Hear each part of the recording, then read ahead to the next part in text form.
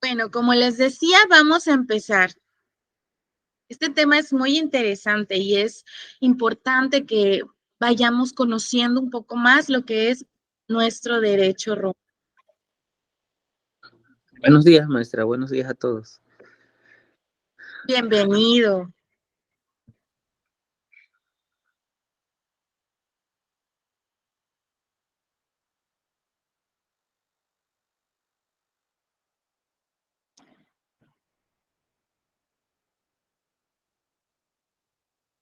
¿Me van comentando si se ven las diapositivas, por favor?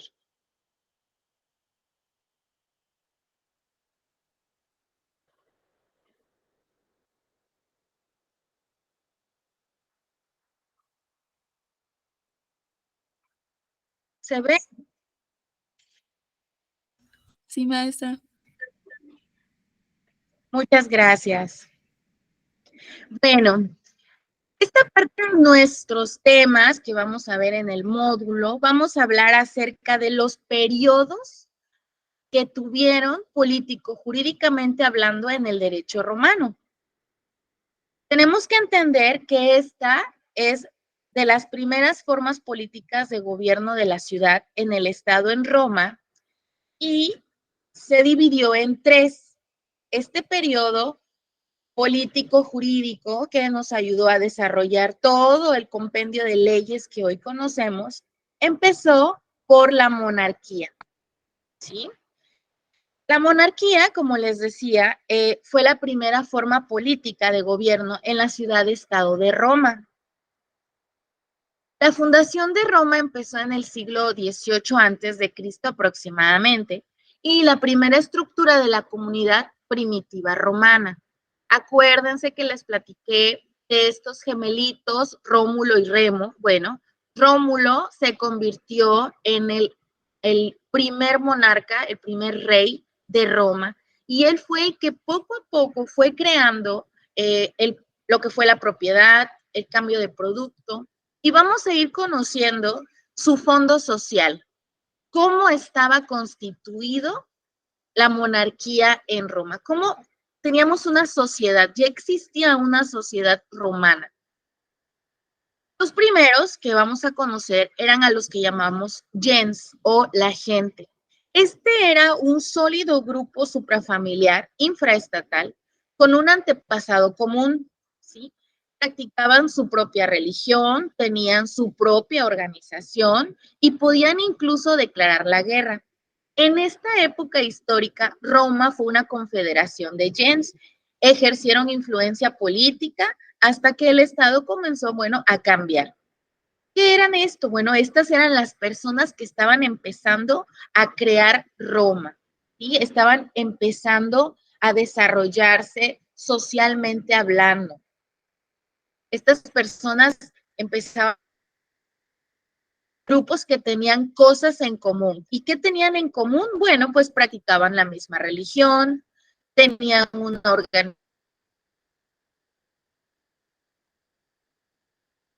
organización similar.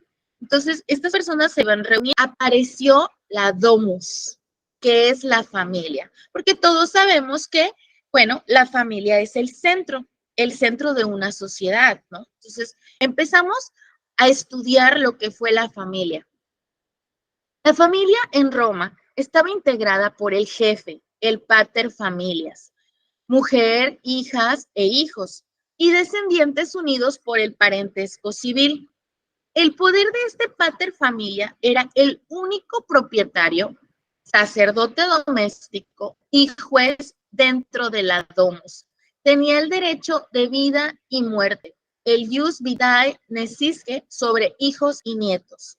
Esto que les platico es muy interesante porque imagínense, se crea la domus, se crea la familia y el pater familia era el que podía llegar a decidir sobre la vida o la muerte de un hijo. Ahora, también podía llegar a venderlo como esclavo, según las faltas que tuviera. Esto era algo que, pues, en estos tiempos, si lo vemos así, pues, nos horroriza, ¿verdad? Pero en esta época salvaje, porque recordemos que estamos empezando a organizarnos como sociedad, el pater familia tenía esta facultad de poder decidir sobre la vida de sus hijos. Es más, podía llegar a decidir el destino de un hijo en el sentido de que podía llegar a decir, bueno, tú serás el que te quedes con las tierras, la herencia, en cambio tu hermana o tu hermano no va a tener derecho a nada, ¿no? ¿Bajo qué normas se regía este pater familias? Bueno, en muchos casos era por la fortaleza que llegara a ver en sus hijos, ¿no? Si llegaba a tener un hijo con alguna discapacidad, con algún retraso mental, con alguna tara, lo que hacía era que, bueno, él no permitía que la herencia siguiera, ¿no? Él no iba a permitir o no se permitía que las personas incapaces pudieran llegar a tener propiedades, ¿no? El pater familia cuidaba mucho esta parte de las herencias, de las sucesiones, esta parte de el derecho de su legado, ¿sí? Yo sé, es muy fuerte, es muy duro lo que les platico, porque pues qué padre va a querer o qué madre va a querer pues acabar así con su legado, pero recordemos que Roma está reconocida como una de las primeras civilizaciones y de las más fuertes, porque se crearon imperios. Entonces, pues basado en eso, ellos tenían una idea muy rígida sobre lo que era el legado, la herencia familiar, al grado de, como les digo, el padre era el encargado, pues, de, como el sacerdote doméstico, el encargado de lo que es la inspiración en cuanto a los propósitos como familia, ¿no? Que se tenía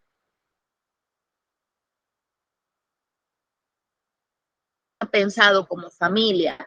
Entonces, se lo iba trasladando a sus hijos, pero bueno, si él veía que un hijo no era poder claro,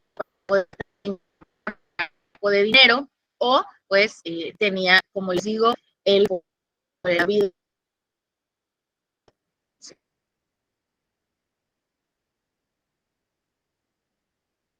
Es algo difícil a veces de poder creer, pero sucedía. La sociedad, partiendo de que ya conocemos a la gens, que es todo este grupo de gente que se fue juntando porque tenían cosas en la domus, que nace, es el origen, como la familia de una sociedad monárquica. También aparece la clientela.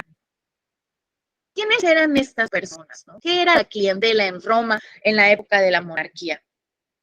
Bueno, su origen todavía es incierto. Los historiadores seguimos y siguen buscando de dónde vienen estas personas, pero la mayoría eran acogidos extranjeros, personas que venían de otros países, que venían cruzando muchas extensiones de tierra, buscando pues una civilización, buscando una sociedad, queriendo pertenecer a un grupo social importante, como eran los romanos, imagínense. Entonces, estas personas, al ser como extranjeros, presentaban o se subordinaban a los paters familias, ¿no? A los jefes de las domos, prestándoles ciertos servicios a cambio de protección, a defensa a los litigios o actuaciones en los negocios.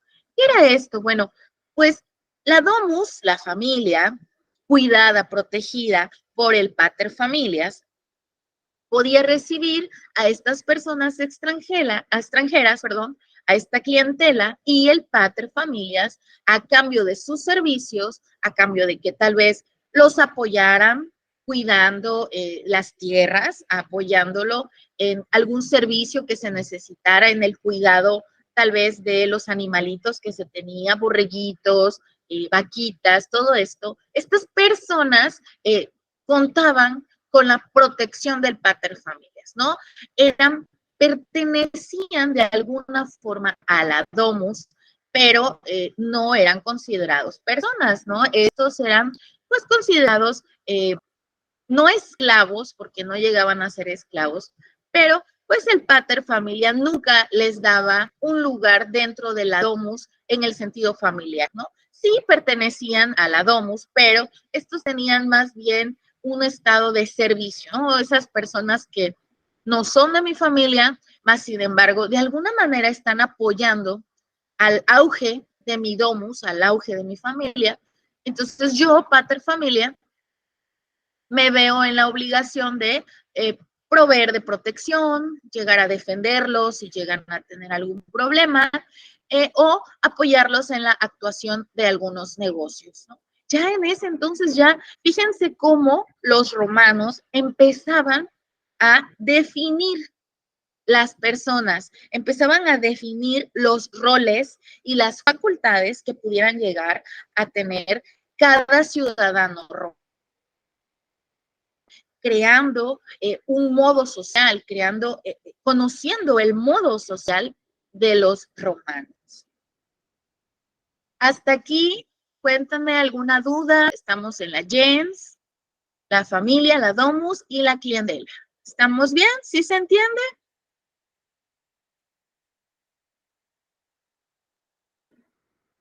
Cuéntenme, ¿sí?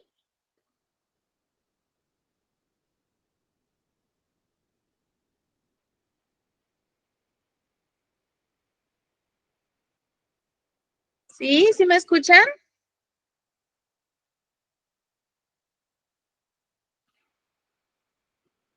Sí, maestra. Bueno, cuénteme, a ver, ¿a usted qué le parece eso de que el pater familia tenía derecho de vida y muerte sobre sus hijos? A ver, usted, ¿qué piensa usted? Bueno, tal vez en ese tiempo era algo muy normal, pero ya ahorita, en este tiempo es algo injusto. Así es. Muy bien, muchas gracias. Bueno, vamos a seguir, ¿sí? Dentro de este fondo social que tenemos, dentro de la monarquía, aparecen los patricios. ¿Quiénes eran los patricios? Bueno, los patricios eran estos descendientes de los paters, o sea, de los primeros miembros del Senado, es decir, los jefes de las distintas gens. Recordemos que las gens eran esos grupos grandes, porque eran más grandes, de personas que tenían en común la religión, que tenían en común la organización, ¿sí? Entonces, estos patricios eran descendientes de estas personas, de los paters de estas gens, es decir, los jefes de las distintas gens, porque recordemos que habían distintas gens que se fueron formando dentro de lo que fue Roma, porque Roma primero era pequeñita, pero conforme fue creciendo, fue necesitando más extensión territorial, fueron llegando más personas. Entonces, ¿qué sucedió? Bueno, los patricios pertenecían a una clase de élite, ¿sí? Digamos que era una clase alta. El rey, el senado y los comicios estaban integrados por los patricios, ¿sí? Formaban el populus romano. ¿Qué era esto? Bueno, independientemente de la posición que ocuparan dentro de las familias o de los gens, los patricios eran hombres considerados de una élite, ¿sí? De una más alta sociedad. Eran muy importantes en Roma porque tomaban decisiones, ¿sí? Decisiones importantes, y estas decisiones importantes, ¿qué es lo que iba a hacer? Cambiar Roma. Las decisiones de estos patricios lo que iban a lograr era darle giro a lo que es la historia de la monarquía como primer estado romano. Entonces, la organización política estaba empezando en la monarquía por el rey, ¿sí? Era el monarca. Mas, sin embargo, los patricios, al formar parte tan importante de las decisiones, bueno, ayudaban, ¿no? Ayudaban, contribuían. Esta clase alta de patricios, a su vez, teníamos el contrario, ¿sí? Aparecía dentro de ese mismo fondo social a lo que conocemos como los plebeyos, ¿sí? Bueno, los patricios, como les decía, eran creadores, bueno, de las decisiones importantes, los comicios, el Senado consulto. ¿Se acuerdan que el Senado consulto es una fuente del derecho? ¿Sí se acuerdan? ¿Sí se acuerdan de alguna fuente del derecho romano que vimos la clase de ayer? Perdón, de sábado pasado. Sí, maestra. Qué bueno, me da mucho gusto que se acuerden. Bueno, vamos a seguir platicando de esto. Como les decía, los patricios eran la clase alta, pero a su vez también existía la plebe. La plebe, política y jurídicamente hablando en Roma, no formaba parte de la civitas romana. ¿Qué es esto? Como de la ciudadanía como tal romana, lo que se necesitaba para ser romano. Entonces, su origen se desconoce, pero indudablemente fue la clase dominada, ¿sí? Fue la clase dominada, fue la clase carente de toda protección, tenía sus propias autoridades, que era el tribunus plebis, su propia religión. Cuando adquirieron conciencia de clase, se inició una lucha entre los patricios y ellos mismos llegaron a cambiar lo que fue el estado de gobierno para brincar a otro, ¿sí? Entonces, aquí esta palabra se sigue usando coloquialmente. Su origen es este, ¿sí? Su origen nace de lo que fue la clase baja en el sentido de cómo iba formándose Roma. Pero esta clase, a pesar de que no tenía la protección de lo que es la ciudadanía romana y no tenía los privilegios que se le daban a los patricios en ese entonces, ellos lucharon por una organización diferente. Estando en la monarquía, que es el estado de gobierno en el que ahorita nos estamos concentrando, tenemos que entender que los senadoconsultos, que eran estas opiniones creadas por los senadores, eran los que ayudaban al rey a tomar decisiones, ¿sí? Porque era una monarquía, o sea, una organización que recaía sobre el rey. Pero a su vez, este rey sí se permitía orientar por el Senado, sí permitía la opinión y a su vez se desarrollaba de una forma, a pesar de ser una monarquía, sí había una comunicación entre ellos, ¿sí? Entonces, el rey, ¿qué fue lo que pasó? Bueno, paulatinamente fue perdiendo atribuciones, fueron pasando a los magistrados todas estas decisiones. Este rey no era un emperador, tenemos que entender que aquí en esta parte de la monarquía, conforme fue pasando el tiempo, el rey fue perdiendo facultades, atribuciones, poder, ¿no? Fue cambiando su forma de gobernar, ¿no? Al grado de que adquirieron funciones más honoríficas o religiosas, ¿sí? Estas, al ir cambiando la estructura de la monarquía, se dieron cuenta de que, bueno, ya no podían seguir en el estado de la monarquía, ya no podían seguir estando bajo un solo mandato, bajo el poderío de un rey como absoluto. Entonces, vamos a dar un repasito rápido. En la monarquía estamos hablando de que aparece el fondo social, ¿sí? Aparece el fondo social.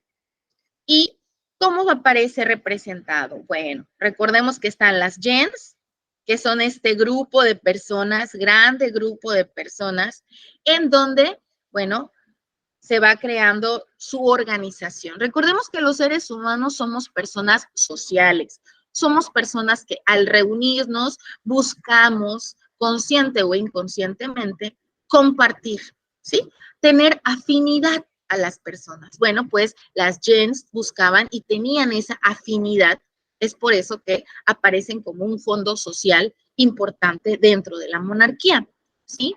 Los la domus, perdón, que era el centro, ¿no? Donde partía todo, donde existe el pater familia, donde existe la madre, los hijos, la organización social, que es la piedra angular de toda sociedad, ¿no? Que es donde nace una sociedad.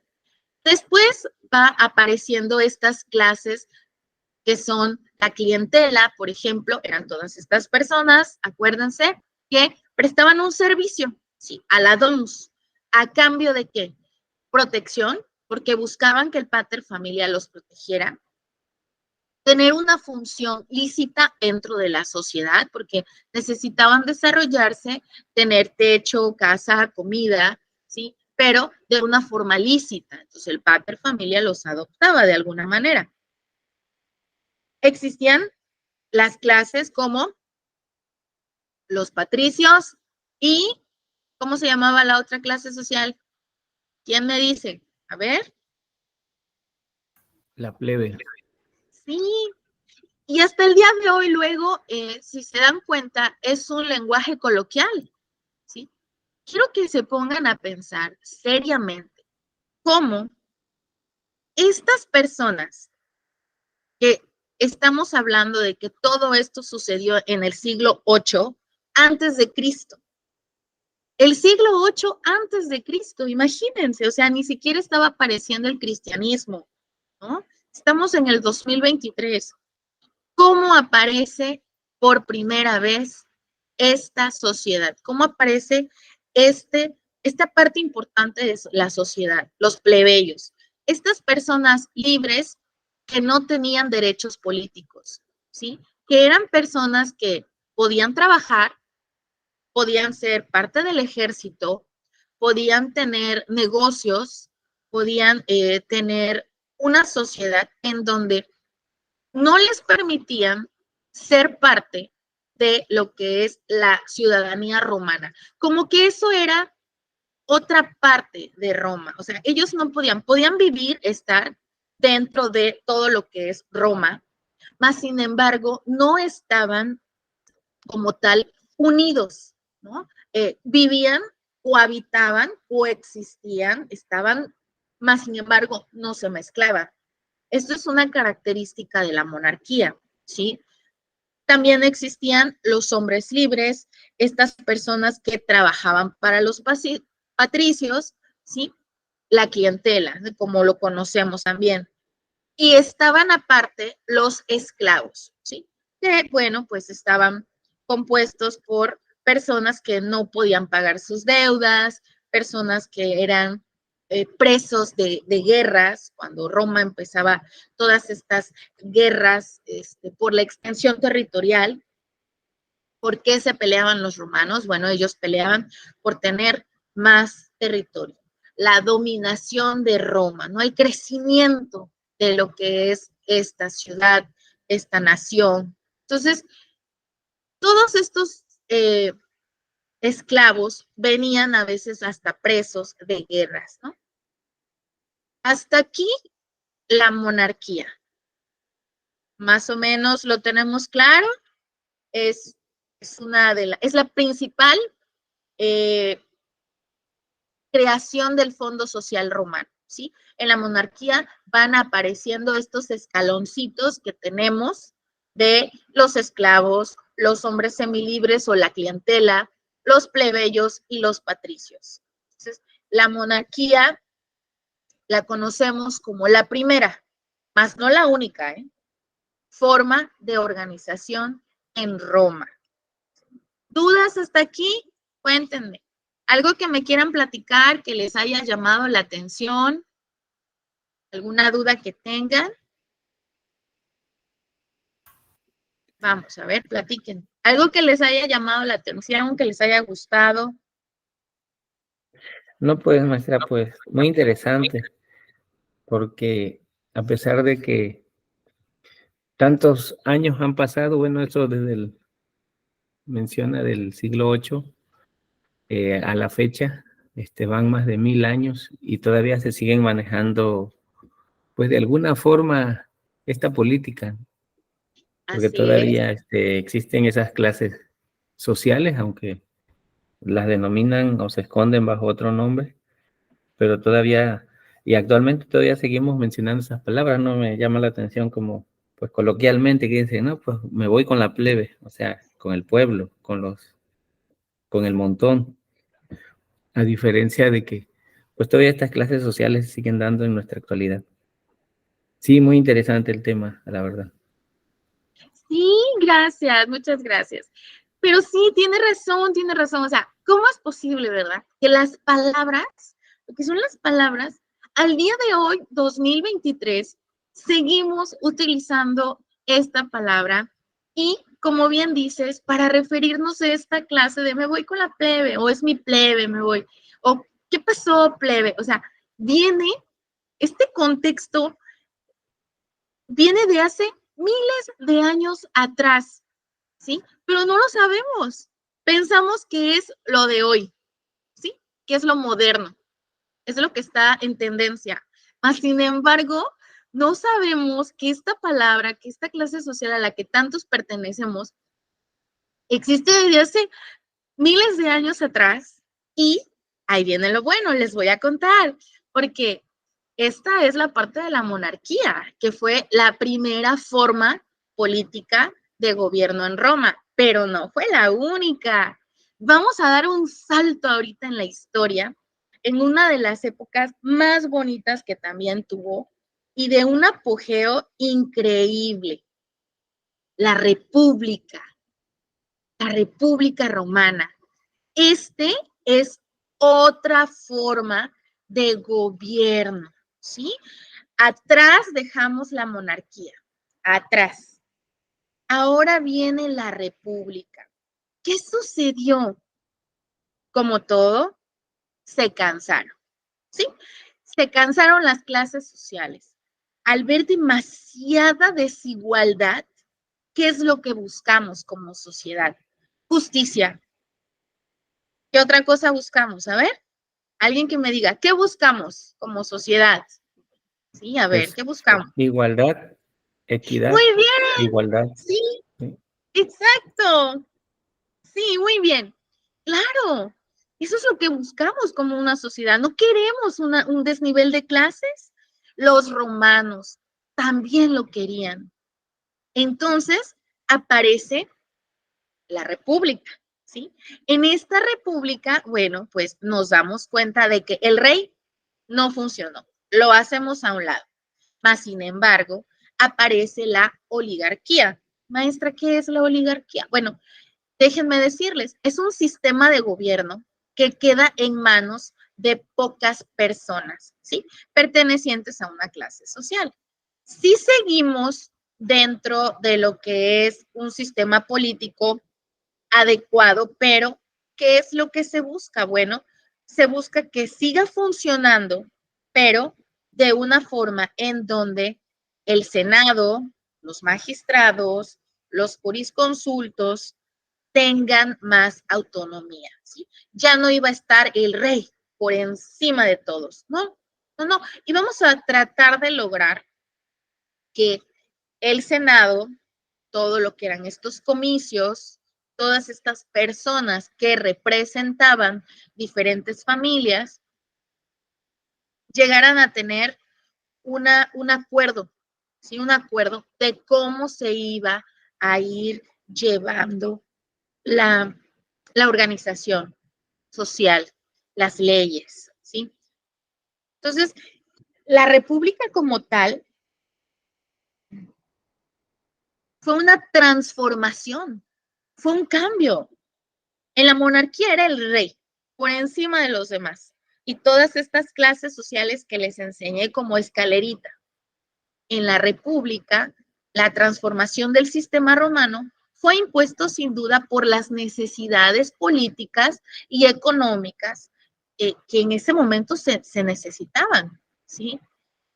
Empieza desde el año 510 antes de Cristo, ¿sí? Y se funda este nuevo sistema político.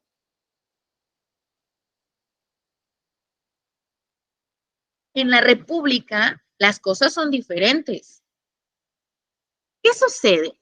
Al estar en búsqueda de la igualdad, vamos a verlo en un sentido de que si el rey estaba aquí Y de aquí hacia abajo empezaban los patricios, los plebeyos, los hombres libres, la esclavitud. Estamos hablando de que había muchísima desigualdad.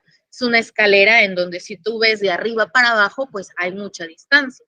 ¿Qué es lo que buscaban ellos? Bueno, ir buscando la igualdad, ir buscando la equidad, ¿sí? Pero, bueno, para esto, como existían las clases sociales, había que trabajar en ello.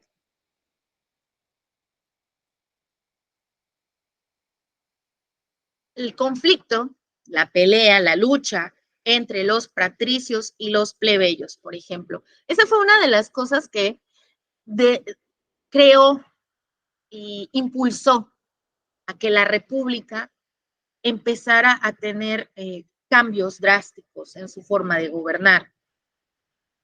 Hubieron una discusión muy fuerte, porque como sabemos, los plebeyos no estaban considerados dentro de la ciudadanía romana. Entonces, se pelean, deciden entrar en un choque de poder entre los plebeyos y los patricios. ¿Por qué? Bueno, porque, pues imagínense, los plebeyos trabajaban todo el tiempo, tenían sus fincas, pertenecían al ejército, ellos eran los que se iban a las guerras, ellos eran los que a veces, si no tenían dinero dentro de su comunidad, ¿qué decían? Bueno, pues a ver, somos una familia. ¿Cuántos somos en la familia de los plebeyos? No, pues somos 6, 7. No, pero pues no hay que comer. Pues el pater dentro de los plebeyos, ¿qué decía? Pues hay que vender a uno. Y tenían que vender a una persona de su familia, convertirla en esclavo, para que ellos pudieran seguir sobreviviendo. Imagínense qué triste. ¿Por qué? Porque también eran personas, eran seres humanos que tenían las mismas necesidades que los patricios. Entonces, esto cada vez fue mermando y mermando más, fue doliendo cada vez más dentro de cada plebeyo, dentro de este espíritu que todos como seres humanos tenemos en búsqueda de la equidad y de la igualdad. Y vieron que había demasiada distancia entre los beneficios que tenían los patricios de ellos. ¿Qué pasaba con los patricios? Bueno, pues estos eran personas de clase más alta, eran descendientes directos de lo que eran los primeros romanos de ese entonces, ¿sí? Eran pues los que más participaban dentro del Senado, ¿sí? Eran senadores, podían ser pretores, podían ser cuestores, ¿sí? Eran los que se encargaban en realidad de crear la norma, de crear todo lo que era el fondo social, político, jurídico de Roma, ¿no? Tenían siempre las propuestas a los funcionarios. Entonces, ¿qué sucedía? Bueno, pues los patricios eran pretores, ¿sí? El pretor como tal, era el hombre que administraba la justicia, ¿sí? Era un representante social en donde él tenía a su cargo la administración de justicia, el que podía llegar a decir, a ese hombre métanlo preso, ¿sí? O hay que perseguir a tal persona porque está acusada de robo, ¿no? O está acusada de asesinato. El pretor era el encargado de administrar justicia, de ejecutarse. Era como el policía o el comandante, ¿no? De todo lo que era Roma en ese entonces. ¿Pero qué era? Era un patricio. Después estaban estos que decimos que son cuestores, ¿no? ¿Qué eran los cuestores? Pues los que administraban el dinero, eran los que estaban pendientes de todo lo que es el dinero que entraba a Roma. ¿Y quiénes eran? Patricios también, ¿no? También eran ediles, y esta palabra la seguimos usando aún en la actualidad. ¿Sí la han escuchado?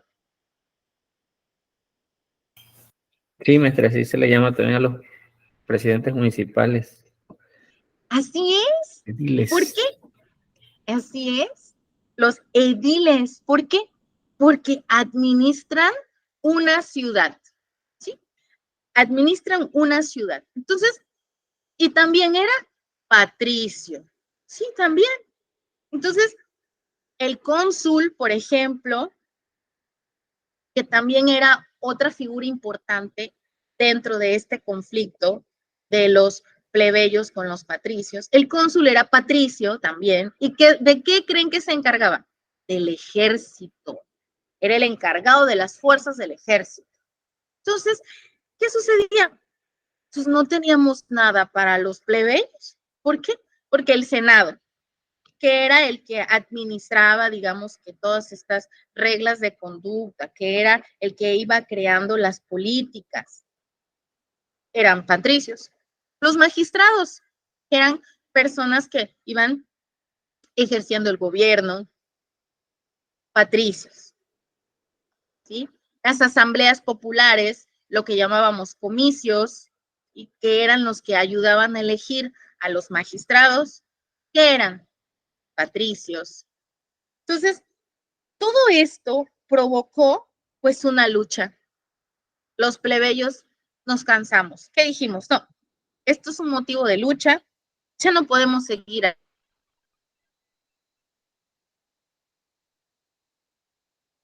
así. Esto ya definitivamente porque veía sus necesidades. Estaban conscientes de que había un trato pues muy injusto. Entonces, ¿qué sucede? Viene un conflicto, la pelea, la lucha. Los patricios se sentían los únicos romanos. Era la clase alta, pretores, senadores. Y los plebeyos, perdón, pues eran estos trabajadores que les platico. Las guerras trajeron crisis y pues se vendían, ¿no? Habían plebeyos que por sobrevivir sus familias tenían que venderse, o si habían adquirido alguna deuda, tenían que vender a alguien de su familia o venderse ellos mismos para poder pagar sus deudas, ¿no? Porque nadie quería entrar a una cárcel romana, era de las cosas más horribles que se podrían imaginarnos. Y de por sí el concepto de estar preso y que te quiten tu libertad es algo muy doloroso, pues en ese entonces, pues era terrible también, ¿no? Entonces viene este conflicto, viene esta lucha de poderes y ¿qué creen que hicieron los plebeyos? ¿Qué creen que hicieron? ¿Qué dijeron? No, pues aquí en los romanos, los patricios no nos dan nuestro lugar, ¿saben qué? Nosotros nos vamos, ¿sí? Nos vamos. Los patricios dijeron, adiós, yo me voy, esto no es para mí, y entonces les voy a contar un cuento. Resulta y pasa que, bueno, pues los plebeyos dicen, nosotros ya de aquí no más. Y deciden, pues, empacar, ¿no? Por decirlo de alguna forma. Se reúnen a sus familias y les dicen, ¿saben qué? Ya no podemos estar en Roma, no podemos seguir con tanta desigualdad. Vámonos, hay que empezar de cero. Y los patricios se van llevando todas sus cosas, se van llevando a sus mujeres, a los niños, se van llevando que el burrito, que la vaquita, que el borreguito, se van, están decidiendo dejar Roma, que para ese entonces Roma ya era una ciudad, ¿no? Pequeña, si lo queremos ver todavía pequeña, pero ya era una ciudad. ¿Y qué sucede? Pues que los patricios voltean a ver la ciudad y se dan cuenta. ¿De qué creen que se dan cuenta? A ver, díganme. Imagínense lo que les platico. Ya se va la gente. Yo me llevo mis gallinas, mis pollitos, me llevo todo. Ahí les dejo su ciudad, dicen los plebeyos. ¿Qué creen que pasó con los patricios? ¿Qué creen que pensaron? A ver, díganme, a ver. ¿Qué creen? ¿Se vieron? ¿Cómo? ¿Cómo se vieron?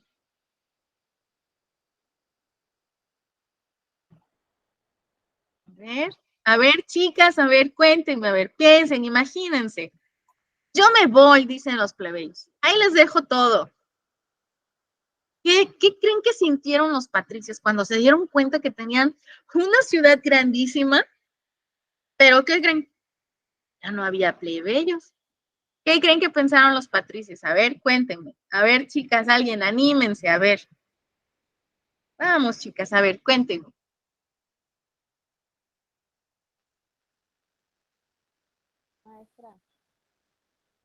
Maestra, Sí, a ver, ¿la escucho? pues se sintieron solos, que ya no iban a tener el respaldo de los trabajadores o de las personas que les sirvieran. O sea, ya iban a estar completamente solos. Así es. Muy bien, muchas gracias.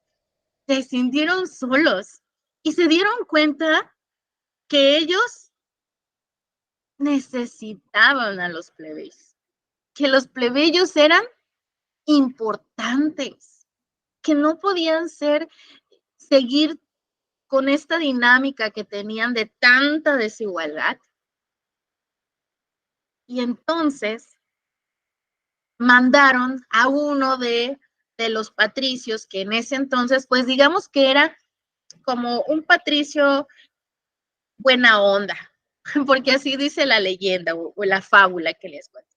Resulta que este señor patricio que mandan va con los plebeyos y les dice, no, oigan, pues es que pues, vuelvan, regresen, ¿no? Y los plebeyos, pues no estaban muy convencidos, ¿verdad? Digo, ya estamos dándonos cuenta cómo nos trataban. ¿Qué decían los plebeyos? No, yo no vuelvo. Para lo mismo, yo no regreso. Tienes que cambiar. Y pasó. Este patricio convence a los plebeyos de que regresen. Pero, ¿qué creen que hicieron los plebeyos cuando decidieron regresar? Decidieron que, imagínense, a ver, sí regreso a Roma, sí regreso a tu ciudad, pero, ¿qué creen? A ver, ¿qué creen que pasó? ¿Qué creen que hicieron los plebeyos? A ver, alguien que me conteste, a ver, alguien No, que lo piense. ya establecían condiciones, ¿no? Para regresar. Así es. Muy bien, muchas gracias. Sí, pusieron sus condiciones. ¿Cómo no? Tenía que suceder. Pues imagínense, ¿voy a volver a lo mismo?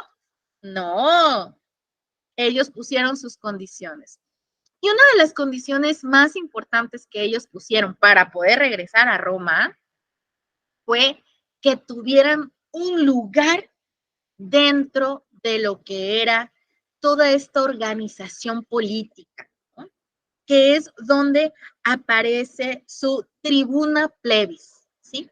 Su tribuna plebis era un grupo de personas que eran también plebeyos, pero que ahora sí podían ser escuchados, tomados en cuenta, así como el Senado, los magistrados, y también ahora sí entraban a discusión para resolver las cosas importantes de Roma.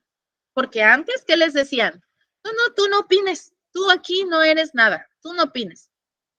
Cuando sucede esto, de que deciden ellos decir, pues ahí les dejo su ciudad, yo me voy a empezar de cero, los romanos, los patricios, esta clase alta de ciudadanía romanos, se dieron cuenta que necesitaban a los plebeyos, que necesitaban a esta clase social, porque también eran una organización política dentro de su ciudad, ¿no? Entonces aparece el tribuno plebis, aparece esta organización de plebeyos que a su vez empiezan a tener mucho poderío, empiezan a también, son parte ahora sí de la sociedad romana, empiezan a crear consultas, empiezan ahora sí a tener asambleas. Es más, en el momento en el que se llegaban a hacer reuniones, les voy a poner la fotito ahí para que vean. Imagínense, no sé si se vea muy claro, pero imagínense que eso es una reunión grande, ¿no? Es una reunión. La gente está sentada, las personas están platicando, ¿no? Y empezaban a hablar, ¿no? A ver, es que hay que cambiar el territorio o hay que empezar a mover a la gente porque se están enfermando o hay que... todas estas discusiones que se tenían, conflictos, problemas que como ciudad tenían que resolverse, porque también tenían sus problemas los romanos, ya no hablemos de pavimentación, ¿no? Pero sí tenían sus conflictos también, ¿no? No sé, el río se desbordó, detalles así.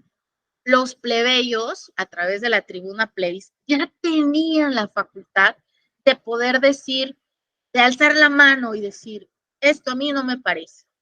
Los patricios, al comienzo, no vamos a decir que no, estaban que no decían, no podían ya decir nada porque pues ya se habían ido los plebeyos una vez y ya se habían dado cuenta de que Roma, en vez de ir para arriba, se estaba yendo para abajo. Entonces, les daban ese derecho, el derecho a la palabra, el derecho a poder hacerlos cambiar de opinión.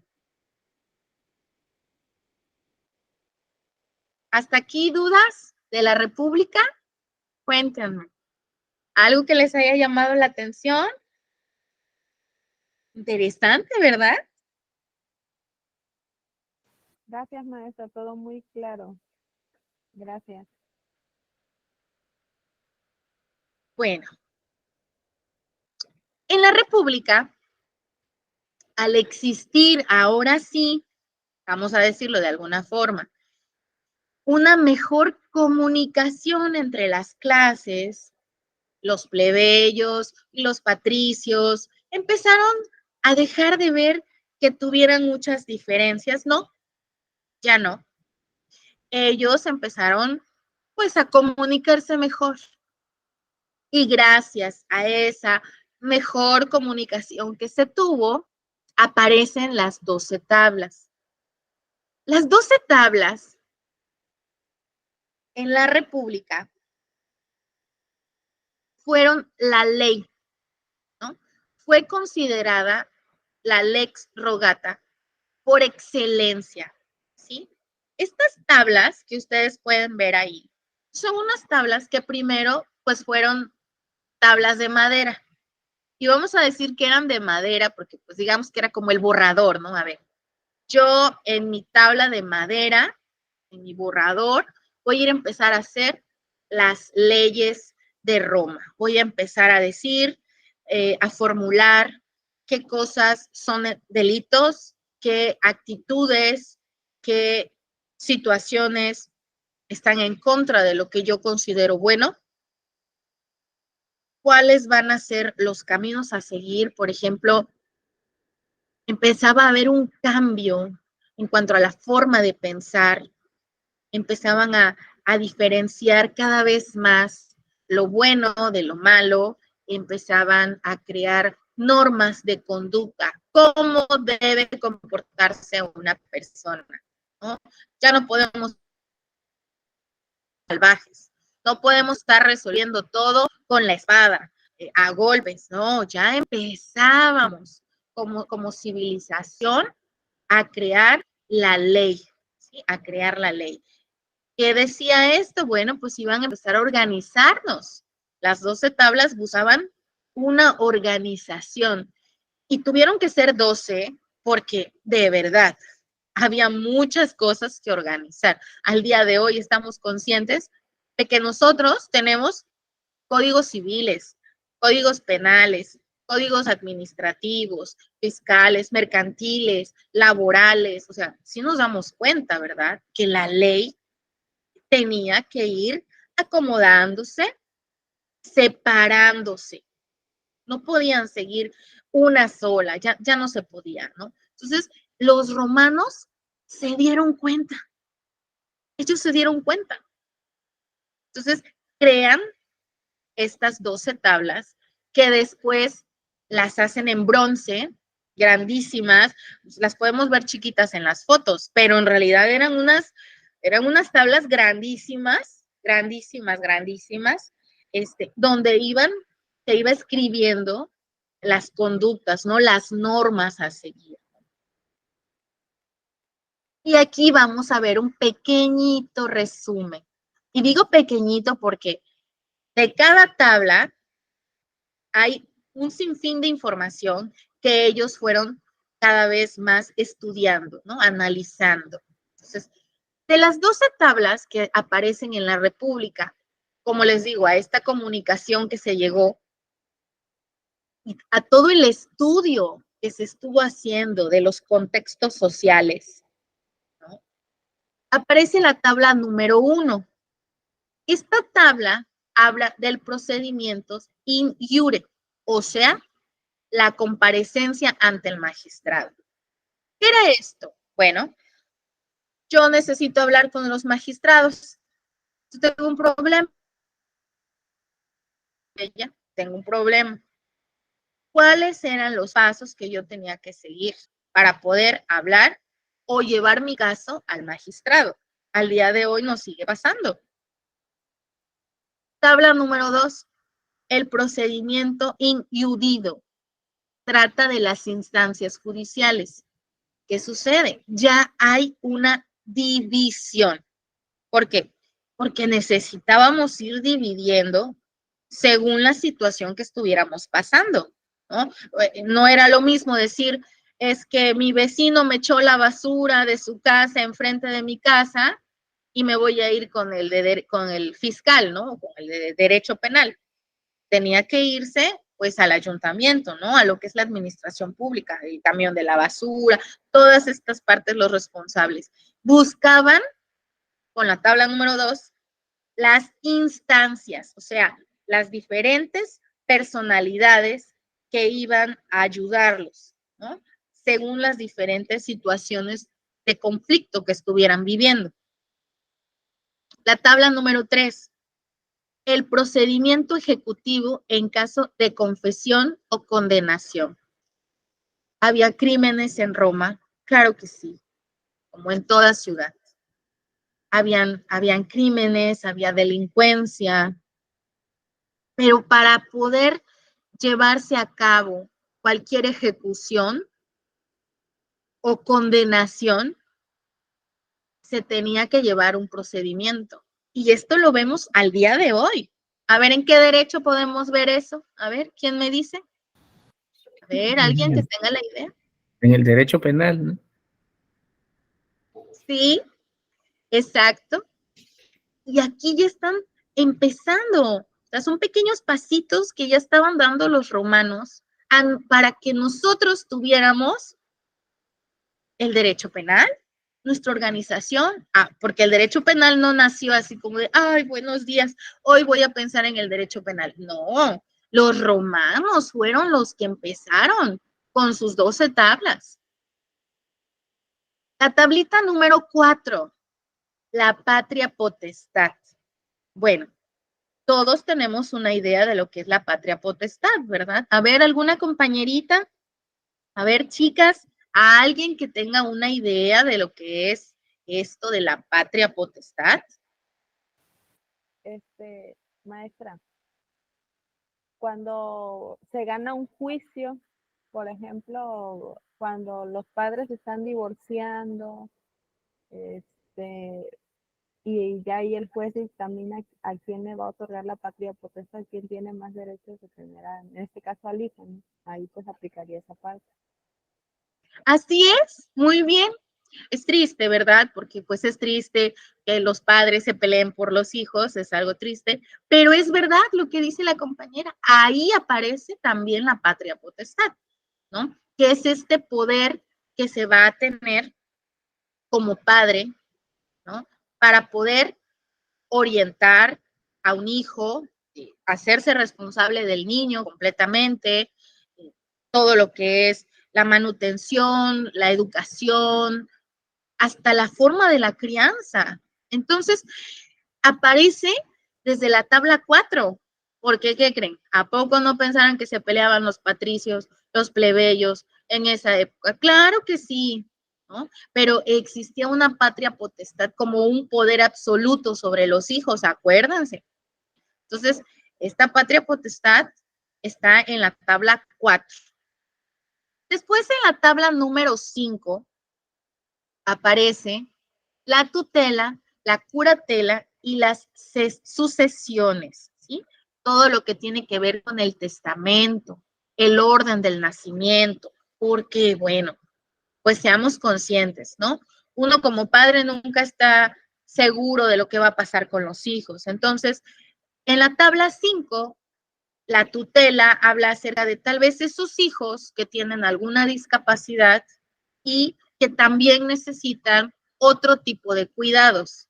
Y a su vez, al necesitar otro tipo de cuidados, porque pues no tienen la capacidad suficiente para poder valerse y ser autosuficientes o autoindependientes, ¿qué sucede? Los padres le ponen atención y se dan cuenta de que pues no se van a poder encargar, no sé, tal vez de, de, de cuidar al ganado o de cuidar, porque no van a tener la fuerza, digamos que pues, de corretear a las vaquitas. Es un ejemplo.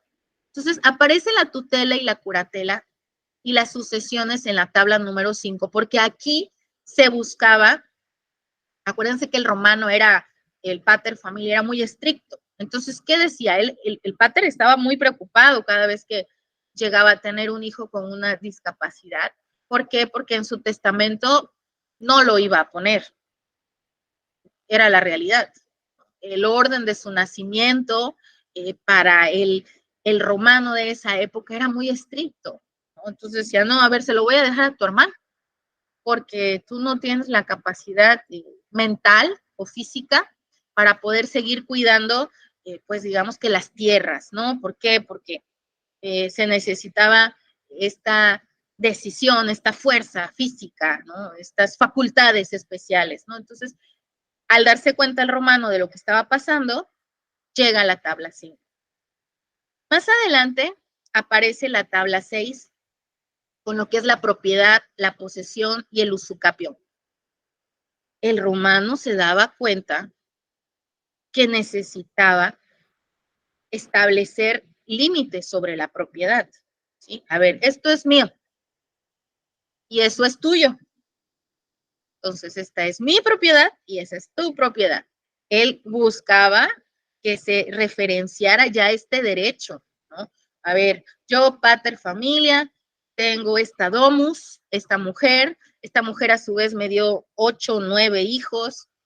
De estos hijos que yo tengo mi propiedad y voy a empezar, aunque fue herencia de mi padre, de mi bisabuelo, de mi tatarabuelo, pero ya estaba consciente el romano de que las tierras eran su posesión y por lo tanto tenían que ser cuidadas y, bueno, trabajaban mucho en esta parte, ¿no? En la tabla 7 vienen las servidumbres, que podemos ver que son estos pasos. Y lo vemos así, ¿no? Los romanos su allá y yo por acá. Pero ¿qué sucede? Nos cruza un río a los dos. Estas servidumbres, estos pasos, estos derechos de pasar, es que yo tengo que pasar por el río o tengo que pasar un poquito por tu casa o por tus tierras, porque yo vivo allá y el único acceso que tengo es por acá. Entonces aparece la servidumbre como una necesidad de poder regular esa relación, ¿no? Entre yo por acá con mis tierras y tú por acá con tu terreno también. Entonces necesitaban hablar de eso. En la tabla 8 aparece el derecho penal y las obligaciones como un sentido de lo que conocemos como fraudes. O sea, yo te vendí esto, pero esto es puro cristal cortado, esto es carísimo. Y a la mera hora, cuando se dan cuenta, no, era un cristal. Ya había el engaño. O sea, el ser humano tiene muchas virtudes, pero recordemos que también estamos llenos de defectos. Entonces, ya existía en el derecho penal los delitos, ya empezaban a darse cuenta, a ver, usted dijo mentiras, las cosas no fueron así, empezaron a crear el derecho penal como el análisis de los delitos, de las faltas, de todas estas pues, conductas negativas que podemos llegar a tener los seres humanos, ¿verdad? Entonces, ahí también aparece el derecho penal. En la tabla 10 aparece el derecho público. ¿Cómo podemos conocer el derecho público? Bueno, pues a través del comercio podemos conocer el derecho público. Empezaron a tener atención a, por ejemplo, tú eres extranjero, ¿me vienes a vender a mí? Mira, qué interesante, pero nada más a mí, o vas a empezar a vender para allá. Empezaron a tener una idea sobre lo que era el derecho público, también sobre el derecho extranjero, ¿no? Empezábamos a poder regular esas relaciones. Imagínense, ya desde hace tantos siglos atrás, estamos dando un repaso a cómo empezó, cómo comenzó todo lo que hoy conocemos. En la tabla número 10 viene lo que es el derecho sagrado. Recordemos que los romanos tenían dioses, creían en divinidades. De hecho, en la siguiente parte que les voy a platicar, viene un poco de esto. La tabla número 11 del derecho de matrimonio, porque se casaban. Pero, bueno, los romanos tenían una idea muy poco romántica de lo que era el matrimonio. ¿Por qué? Bueno, porque los romanos lo veían como un contrato de propiedades. Era un contrato en donde, pues yo adquiría una mujer. Esta mujer a su vez me daba los hijos que necesitaba, era por descendencia. ¿Por qué? Porque yo como pater familia necesitaba un legado, ¿no? Porque yo soy hijo de mi padre, que a su vez es hijo de mi abuelo. Toda esta idea patriarcal nace del derecho romano, ¿sí? O sea, son muchos años en los que, bueno, se ha ido cambiando estas ideologías, ¿verdad? Ya estamos en otros tiempos, el 2023, más sin embargo, el matrimonio como tal no era de vamos a enamorarnos, yo te conozco, nos amamos, tenemos citas, no existía de esa forma. En su mayoría eran matrimonios arreglados, ¿no? Por ejemplo, yo, Patricia, tengo a una hija y tú, Patricio, tienes otro hijo. Bueno, pues a nosotros como patricios nos conviene que tu hijo y mi hija se casen. Así vamos a poder hacer más fuerte nuestra domus, vamos a hacer más fuerte todo lo que es nuestras propiedades, ¿no? Entonces, ¿qué sucedía aquí? Pues que prohibían los matrimonios entre los patricios y los plebeyos. Había una prohibición en ese aspecto. Y por último, la tabla 12 del principio de abrogación, ¿sí? Entonces, esta tabla en particular era un estudio de todas las demás y a la vez se daba cuenta qué podía funcionar, qué no podía funcionar. Por ahí les voy a dejar una tareita para que conozcamos más sobre el tema. La República tiene su fin por tantas guerras. Su forma de gobierno va cambiando. Aparece el imperio. Imagínense que todo lo que les platiqué sucedió en la República, ¿sí? Pero después de muchas guerras que hubieron por la extensión territorial, ojo, Roma apenas y era una botita, algo chiquitito, ¿no? Yo no sé si se alcance a ver, pero voy a ponerles el cursor a ver si lo ven. Italia, Roma era esto. ¿Sí se ve dónde le doy vuelta?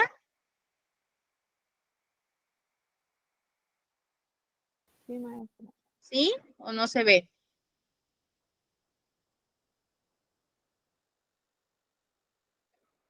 ¿No se ve? Sí, maestra, sí se ve. Bueno, Sí se ve más. eso que yo les señalo, apenas era Roma, ¿no? ¿Qué sucede? Bueno, pues en todos estos periodos, desde la monarquía, la república, empezó a crecer y entonces ahora Roma era todo eso que ustedes pueden ver en color rojo. ¿Se dan cuenta cómo creció? Creció muchísimo. ¿Por qué? porque se iban a conquistar otros lugares. Los romanos eran militares, eran estrategas, buscaban una extensión de su territorio, más tierras, más expansión. ¿Qué lograban con eso? Bueno, podían explotar a los que eran sus contrincantes, los rivales, invadían tierras. A su vez, ¿qué hacían? Se traían todas sus riquezas, se traían todos sus tesoros, saqueaban. ¿Por qué? Porque el romano, ¿qué es lo que buscaba? El poder, la riqueza, el territorio, hacerse grande, ¿no? Hasta convertirse el imperio romano, que esta es otra etapa de lo que fue Roma. Ahora llegamos al Imperio Romano. El Imperio Romano ya era gobernado por un solo hombre, era autocrático, ¿no? El Imperio Romano nace en la historia con la batalla de Actium. En el año 31 antes de Cristo, Octavio recibe el año 27 antes de Cristo el título de Augusto, ¿sí? Bueno, aquí les voy a regalar una historia chiquita porque a mí me encanta contar cuentos. No sé si ya se dieron cuenta, pero me gustan los cuentos. ¿A ustedes han escuchado a Cleopatra y Marco Antonio? ¿Alguna vez han escuchado a Cleopatra, aquella mujer egipcia que dicen que fue muy inteligente y muy bella? ¿Sí la han escuchado? Sí, maestra.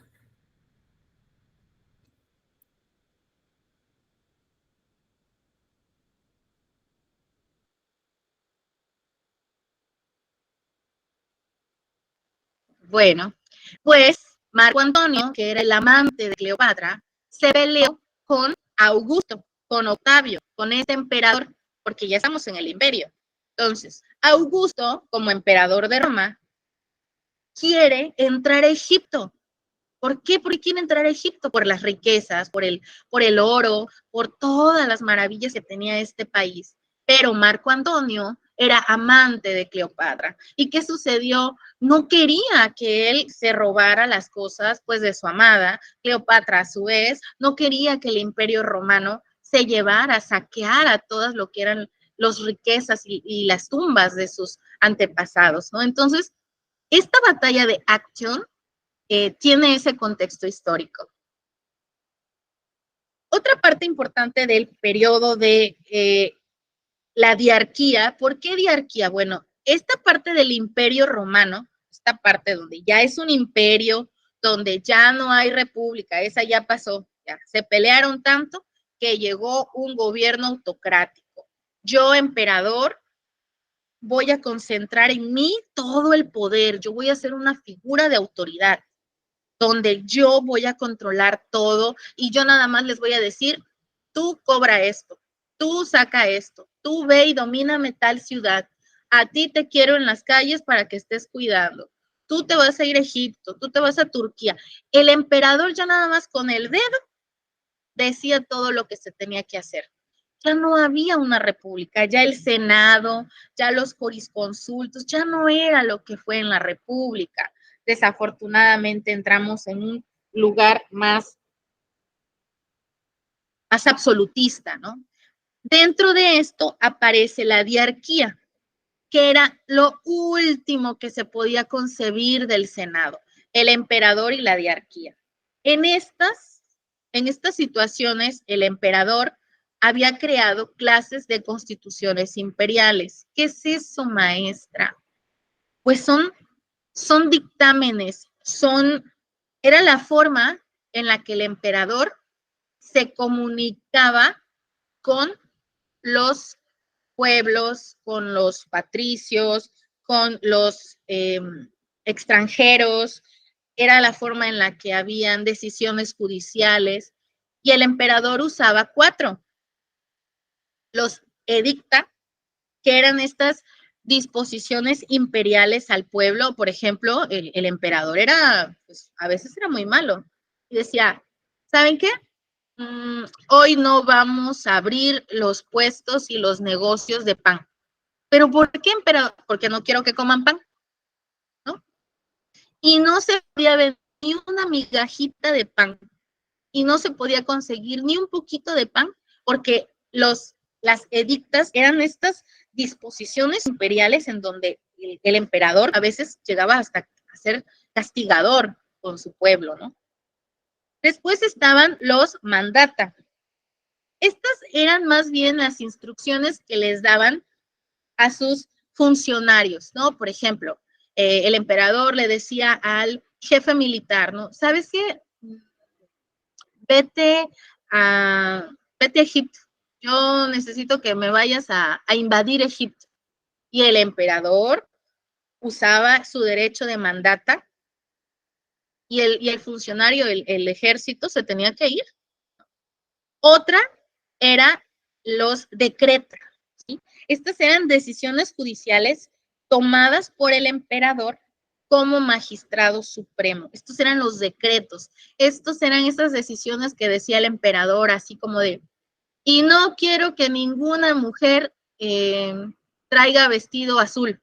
Es un ejemplo sencillo, ¿no? O no quiero que ningún hombre salga de sus casas, ni mujer salga de su casa después de las 6 de la tarde.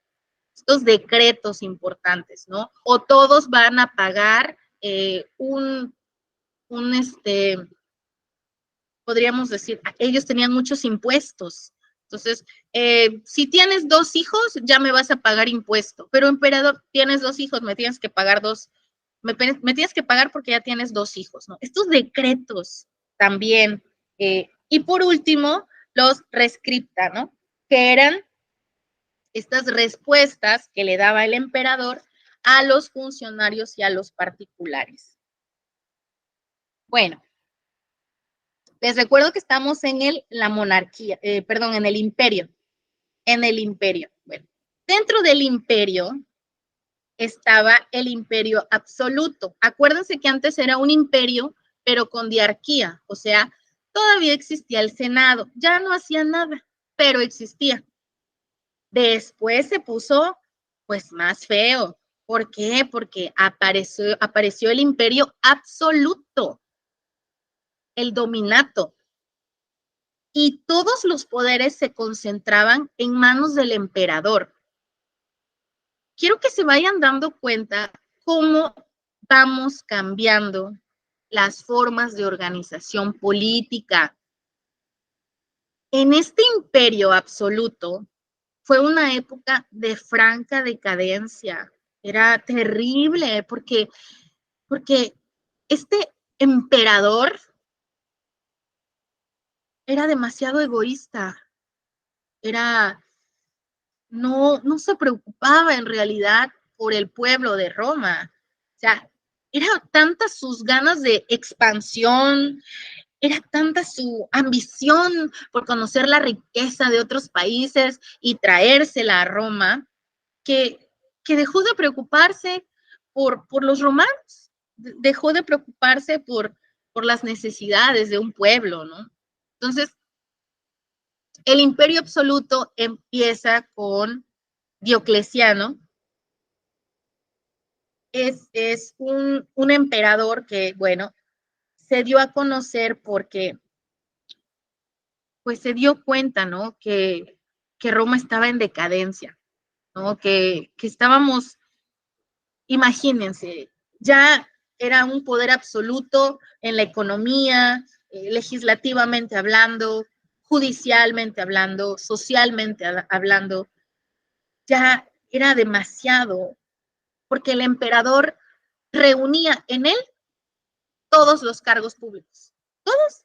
O sea, ya ni siquiera era de tomar conciencia y apoyarse de un Senado, o sea, los tenía, pero eran simplemente como para tratar de sobrellevar la situación política, pero en realidad las decisiones eran demasiado drásticas, ¿no? Era un imperio en donde, pues, el emperador no se medía a veces en sus decisiones, y fueron varios, no quiero decir que fue solo uno. La etapa del imperio pasó por varios emperadores, estamos hablando de unos 200 años tal vez, de puros emperadores. De hecho, eran legados. O sea, por ejemplo, los Sabinos, ¿no? Los Sabinos, el hijo del hijo del hijo del hijo, ¿no? O los Flavios, eran dinastías.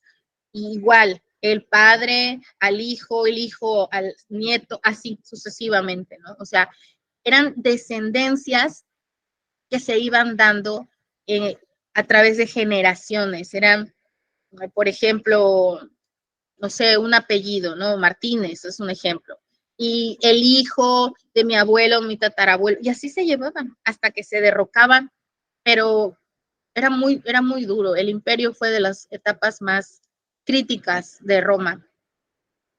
Cuando aparece Teodosio, perdón, divide el imperio. ¿Por qué? Pues si se dan cuenta lo grande que se hizo, o sea, ya era una extensión demasiado grande. Empezaron con una botita chiquita, ¿no? Entonces era tan grande que, ¿qué hizo Teodosio? Pues dividió el imperio en sus dos hijos. Dividió el imperio porque dijo, no, un hijo no me va a servir para todo esto que tengo pensado. Mejor voy a dividir Roma, voy a dividir el imperio romano y voy a dividirlo en el imperio de Occidente del imperio del Oriente. Se hizo demasiado grande, muchachos. Tenía que dividirse en ese momento y fue la idea, ¿no? Funcionó en ese momento. Un tiempo estuvo funcionando. Cuando sucede esta división del imperio occidental del imperio oriental, bueno, existe lo que es las crisis por las guerras. El emperador Constantino ya en ese entonces traslada la capital del imperio, o sea, donde estaba Roma, donde estaba la botita esta de Roma, se va hasta Bizancio, ¿sí? Que es una pequeña ciudad que está al estrecho de Bósforo, a lo que le llama Constantinopla, ¿no? Y este emperador se convierte al cristianismo y lo reconocen como religión oficial del Estado. Ojo, aquí aparece Cristo, aquí aparece el cristianismo.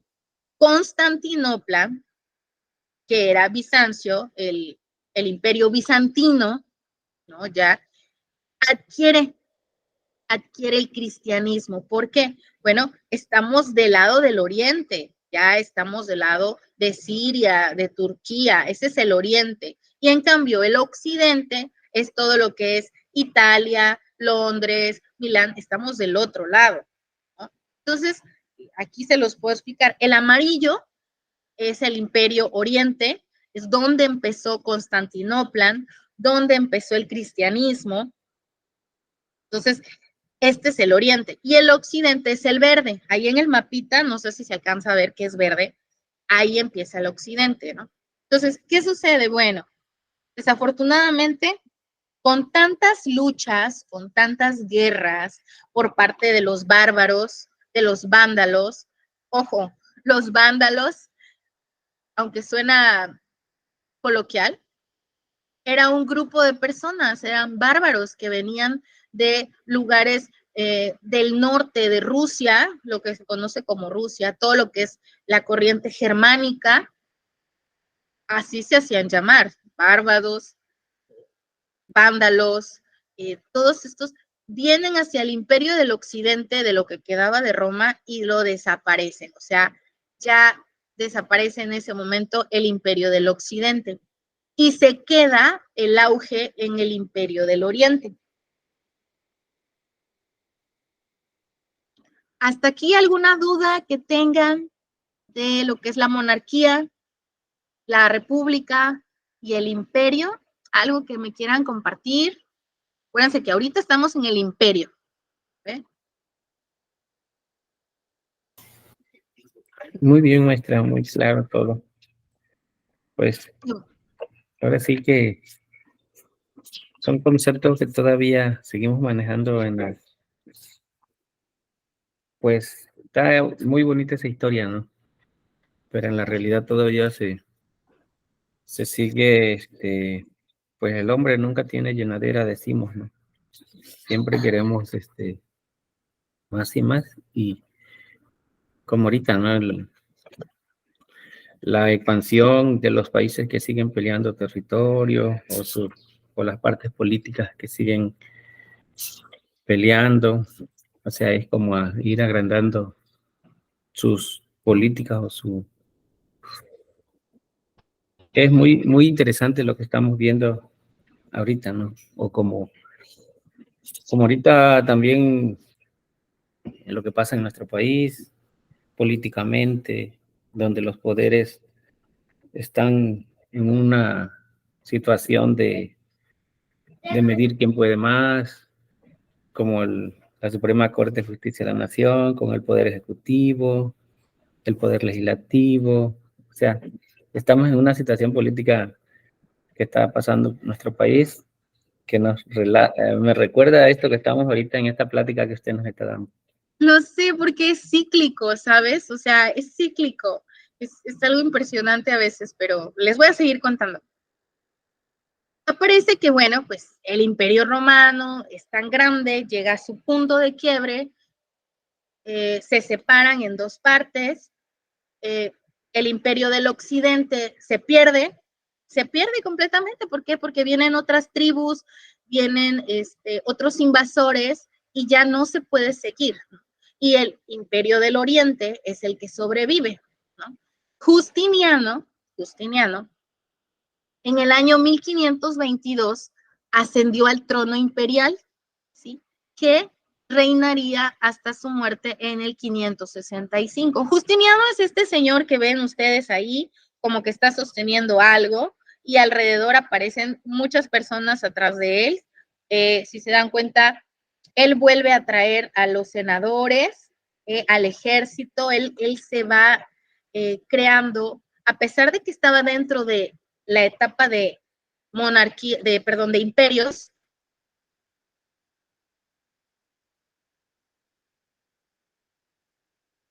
donde era emperador,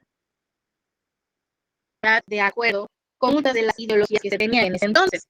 Justiniano era un hombre que buscaba, uno, que el imperio bizantino, o sea, que el imperio romano oriental, siguiera, continuara, que no se desapareciera por tantas invasiones que se tenían de extranjeros, ¿sí?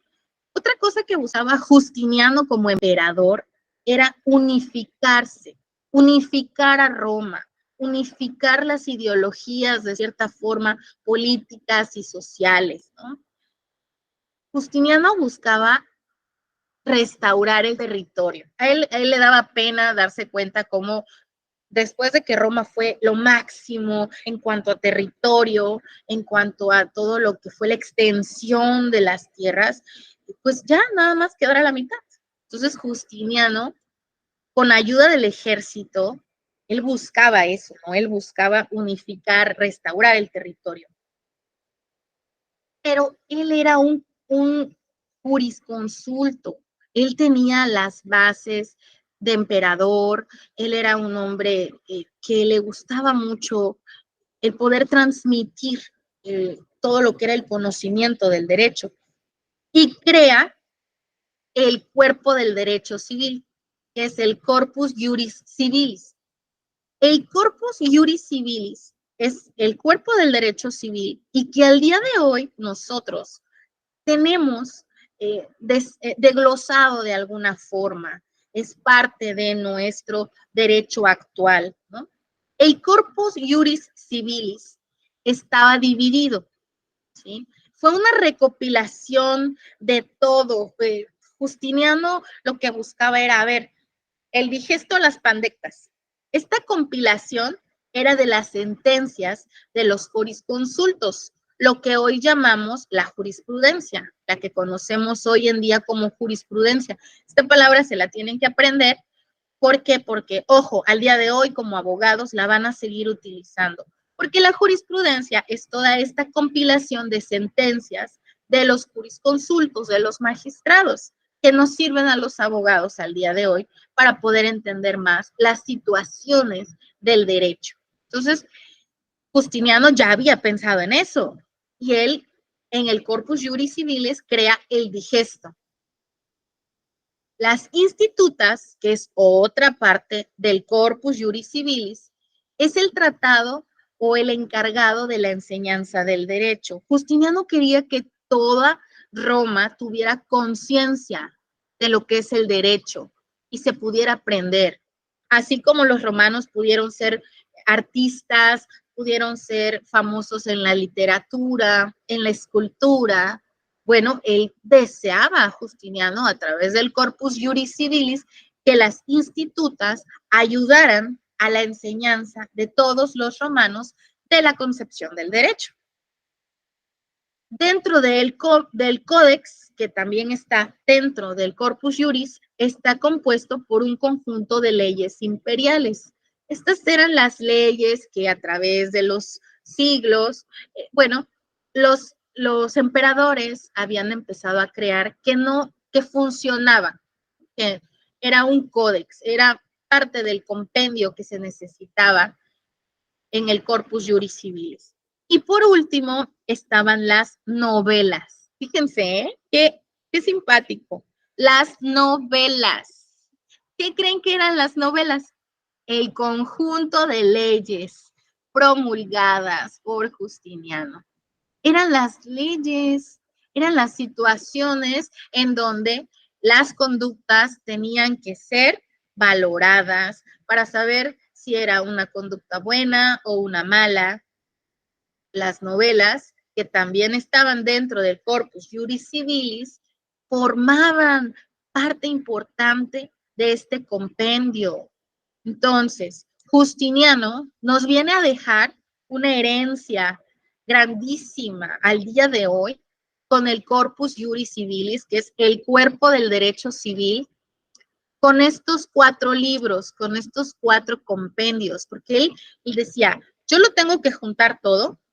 ¿Por qué? Porque así va a poder estar más organizado, mejor explicado, y esto les va a servir a las generaciones futuras. Él pensaba, bueno, yo voy a morir, pero yo tengo que dejar algo que vaya ayudando a las generaciones futuras a poder organizarse, a poder tener un respeto por las normas, a poder entender que van a existir conductas delictivas, ¿no? Que también hay que encontrar una forma de llegar a acuerdos, ¿sí? Porque el derecho a veces es llegar a acuerdos. Es importante que sí, buscamos la justicia, ¿no? Lo justo para mí, pero también a su vez estamos conscientes de que hay que hacer acuerdos diferentes. Tal vez no es exactamente lo que yo quiero, no es exactamente lo que tú quieres, pero vamos a llegar a un acuerdo, ¿no? Entonces, esto es parte importante del Corpus Juris Civilis,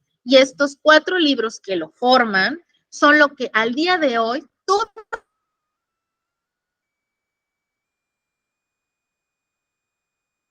seguimos conociendo, seguimos viviendo palabras distinta, pero la esencia, el origen, la fuente, la raíz del Corpus Juris Civilis al día de hoy es la regulación, regular las relaciones político, jurídicos, sociales de los seres humanos, de todas las personas que existen en el planeta. ¿Sí? Bueno, muchachos, cuéntenme, ¿no se durmieron? No, maestra, aquí seguimos. Pues, maestra, prácticamente esto es Qué lo que... bueno, muchachas, cuéntenme, ¿cómo están? Bien, maestro, aquí le cuentas a su historia. Muy bien. A ver, ¿me estaba platicando? ¿Qué me platicaba? Ah, sí, maestra, le comentaba de que esto es todo lo que viene, o sea, está muy interesante. De hecho, es lo que, la esencia de todo viene en el artículo de la primera vida del derecho romano, ¿no? El que nos encargó por ahí como tarea de leer y elaborar un trabajo ahí de ensayos. O sea, veo que en esas 29 páginas nos habla de todo lo que ahorita nos está platicando. O sea, claro, ahí viene un poquito largo de estar, pero ahorita con lo que usted nos dice, pues ya nos los desglosa de una manera muy entendible. Me da gusto que lo haya podido usted entender de una forma más sencilla, porque el lenguaje a veces es confuso, pero tomémoslo con calma, vamos despacito. Este curso de Derecho Romano va a tratar de abarcar los conceptos más generales de cómo es que nace el derecho que hoy conocemos y forma parte todos los días de nuestra vida, ¿sí? ¿Por qué? Porque todos estamos conscientes de que ya existen normas de conducta, ya sabemos que nos regimos bajo el derecho. Entonces, pero queremos que ustedes también entiendan que no es de hace 10 años ni de hace 20 años, ¿no? Estas regulaciones, este derecho como tal, nace desde hace miles de años atrás con una civilización que, a pesar de que ya no existe como se conoce ahorita a través de la presentación, sigue existiendo de alguna forma más trascendental, evolucionando, ¿no? Entonces, me da muchísimo gusto que me hayan acompañado de nuevo este sábado. Les agradezco muchísimo su atención. De verdad espero que les haya gustado esta clase donde buscamos encontrar las etapas, ¿no? Las etapas de este imperio romano que trascendió tanto, ¿no? A través de toda su periodización. Entonces, muchísimas gracias. Que tengan un excelente sábado. Al ratito subo una tareita ahí para que sigan investigando, sigan leyendo, sigan aprendiendo más sobre derecho romano. Maestra, de la clase pasada, ¿verdad que todavía no nos comparte el material para poder? No, todavía no, pero deme esta tarde para que pueda yo subirlo y le dé usted un repaso. Sí, porque nos compartieron el link de video, pero yo como voy organizando todo el material por clase, de las otras igual nada más la de la clase pasada que nos faltó, y bueno, y la de hoy, ahorita lo que estamos viendo, para ir organizando y tener material de repaso. Sí, claro. Me da mucho gusto, siga usted organizando sus clases. Gracias, maestra. Nos vemos, hasta luego. Adiós, chicas. Feliz fin de semana para todos. Igualmente. Feliz fin de semana.